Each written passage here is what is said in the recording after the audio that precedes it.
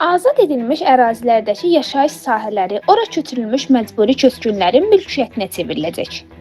İşğaldan azad edilmiş ərazilərdə daimi məskunlaşdırma fondunun yaşayış sahələri məcburi köçkünlərin işğaldan azad edilmiş ərazilərdə daimi yaşayış sahələrinə köçürülməsi və həmin yaşayış sahələrinin onların mülkiyyətinə verilməsi üçün nəzərdə tutulur. Media TV və Azmedia qrupu xəbər verir ki, bu Prezident İlham Əliyevin təsdiqlədiyi Azərbaycan Respublikasının mənzil məcəlləsində qaçqınların və məcburi köçkünlərin ölkə daxilində köçürülmüş şəxslərin statusu haqqında və məcburi köçkünlərin və onlara bərabər tutulan şəxslərin sosial müdafiəsi haqqında Azərbaycan Respublikasının qanunlarında dəyişiklik edilməsi barədə Azərbaycan Respublikasının qanununda əksini tapır. İşğaldan azad edilmiş ərazilərdə daimi məskunlaşdırma fondunun yaşayış sahələrinə məcburi köçkünlərin köçürülməsi və həmin yaşayış sahələrinin onların mülkiyyətinə verilməsi qaydası müvafiq icra hakimiyyəti orqanının müəyyən etdiyi orqan, qurum tərəfindən müəyyən ediləcək.